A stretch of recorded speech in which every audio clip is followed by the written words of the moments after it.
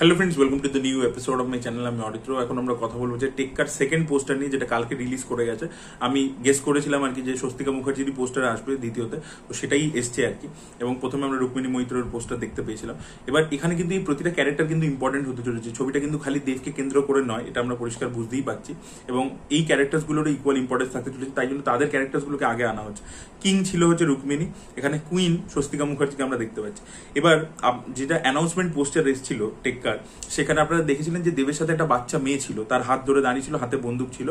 এবার এই বাচ্চা মেয়েটিকে দেব কিডন্যাপ করতে চলেছেন। এটা জনরা ওয়াইজ একটা হস্টেজ ওয়ান লোকেশন থ্রিলার হতে চলেছে। বাচ্চা মেয়েটিকে দেবের ক্যারেক্টারটা কিডন্যাপ করবে। এবার এ স্বস্তিকা মুখার্জির মেয়ে হতে চলেছে। এবার যে মায়ের মেয়ে কিডন্যাপড হয়ে গেছে, তার মুখে এক্সপ্রেশন একটা দুঃখের, ভয়ের, টেনশনে থাকা উচিত, কিন্তু সেটা আমরা এই পোস্টারের মধ্যে কিন্তু দেখতে পাচ্ছি না। রুক্মিণীর পোস্টারে যেরকম কিছু পুলিশ অফিসার, সে একদম ফিয়ার্স একটা পুলিশ অফিসার, খুব ইন্টেলিজেন্ট, সেই ব্যাপারটা, সেই বুদ্ধিদীপ্ত ব্যাপারটা সেই পোস্টারের মধ্যে রিফ্লেক্ট করছিল।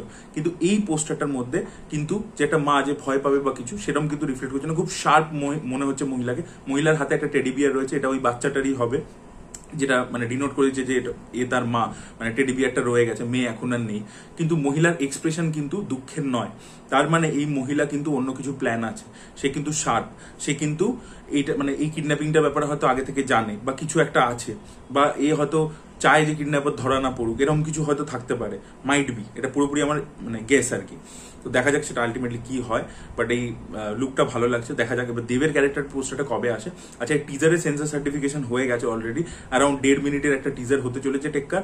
এবং মোস্ট প্রবলি আগে সবকটা লুক চলে আসবে সবকটা ক্যারেক্টারের, এবং তার পরবর্তীতে আমার মনে হয় যে তারা টিজার নিয়ে আসবে, যেটা হয়তো বিশ্বকর্মা পুজোর দিনকে তারা প্ল্যান করছে। আর ট্রেলার আমার মনে হয় খুব মানে রিলিজের খুব কাছাকাছি সময় একটা ট্রেলারটা তারা নিয়ে আসবে বলে আমার মনে হচ্ছে। কারণ লাস্ট ইয়ার সৃজিত মুখার্জির যে ছবি এসেছিল দশম অবতার, সেটার ক্ষেত্রেও কিন্তু খুব মানে এক সপ্তাহ আগে মনে রিলিজ করা হয়েছিল ট্রেলারটাকে। বাকি ছবি কিন্তু ট্রেলার অনেকটা আগে রিলিজ করে গেছিল। সেখানে কিন্তু এই ছবি মানে দশম অবতারের ট্রেলার কিন্তু খুব লাস্ট মোমেন্টে রিলিজ করে।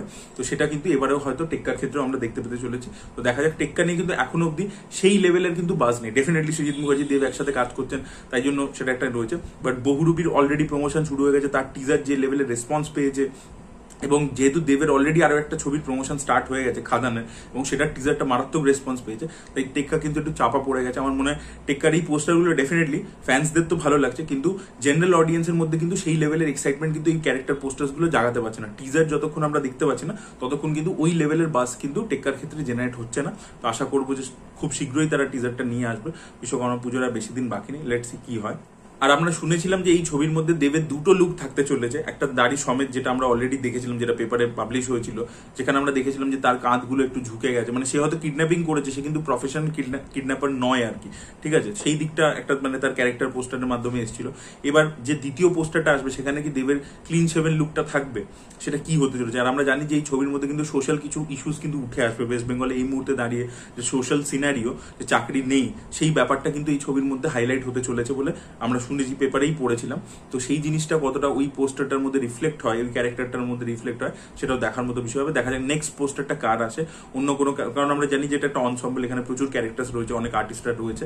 তো তা অন্য কারোর আসে নাকি দেবেরই আসে এর পরবর্তীতে, সেটাই দেখার মতো বিষয় হবে। আপনাদের কি বক্তব্য অবশ্যই কমেন্ট সেকশনে জানাবেন। এই ভিডিওটা ভালো লেগে থাকলে লাইক করুন, শেয়ার করুন, চ্যানেলকে সাবস্ক্রাইব করতে ভুলবেন না।